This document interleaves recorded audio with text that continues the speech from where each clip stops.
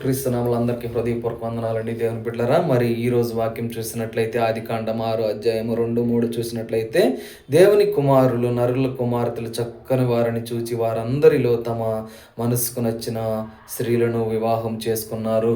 మరి దేవుని బిడ్డలారా, ఇక్కడ వాక్యం మనతోటి ఏం తెలియజేస్తుందంటే, మరి దేవుని కుమారులు నరుల కుమార్తెలను చూచి చక్కని వారిని, మరి మనసుకు నచ్చిన వారిని వివాహం చేసుకున్నారు. అలాగే మరి 3వ అధ్యాయం చూసినట్లయితే అప్పుడు యెహోవా ఆత్మ నరులతో ఎల్లప్పుడూ వాదించదు. యెహోవా ఆత్మ నరులతో ఎల్లప్పుడూ వాదించదు. తమ అక్రమ విషయంలో నరమాత్రులైరి. తమ అక్రమం చూపిస్తున్నాడు దేవుని బిడ్డలారా. మన నోటి మాట కానీ చూపు కానీ ఎక్కడ అక్రమం అంటున్నాడు దేవుని బిడ్డలారా. అలాగే దేవుని కుమారులు నరుల కుమార్తెలను చూచి చక్కని వారిని, మనసుకు నచ్చిన స్త్రీలను వివాహం చేసుకున్నారు.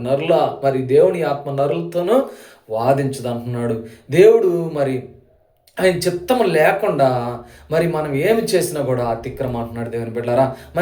మనం అతిక్రమం చేయకూడదు. మనం ఒక బిజినెస్ చేసామా, మరి మనం ఒక పని అనుకున్నామా, మరి దేవుణ్ణి ఆహ్వానించాలి. లేదా నీవు ఒక వివాహం అనుకున్నావా, మరి ఆ వివాహమైన ప్రభా ఇది నీకు ఒకటికి 10 సార్లు అనుకుంటాం కదా, మన మాట సపోజ్గా అంటాం.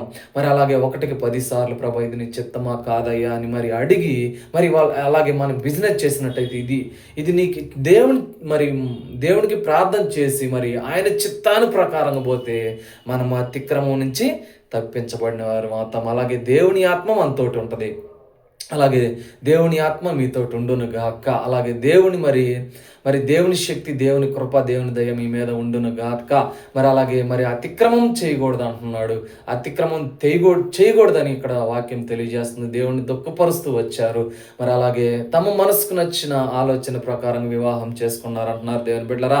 మనం ఏం చేయాలంటే దేవునికి అప్పచెప్పాలి. వివాహమైన మరి అతిక్రమం చేయకుండా, మరి వివాహం మనకు నచ్చినట్లు కాకుండా ఆయనకు నచ్చినట్లు మనం చేసేవారుగా ఉండాలి దేవుని బిడ్డలారా. అలాగే అట్లా ఉంటే దేవుడు నిన్ను బహుగా ఆశీర్వదిస్తాడు. అలాగే నోవాహు దేవునితో నడుస్తూ వచ్చాడు, దేవుని చిత్తారంగా మరి నడుస్తూ వచ్చాడు. అలాగే మరి మనము దేవుని చిత్తంలో మనం ఒక బిజినెస్ ఏ పనైనా కూడా మరి హృదయ తలంపుల ఆలోచనలు కూడా ఆయన చిత్తానికి మనం లోబడుతూ ఆయన్ని ఆహ్వానిస్తూ ఏదైనా కూడా అక్రమం చేయకుండా మరి మనం అందరము ఉందరుగాక.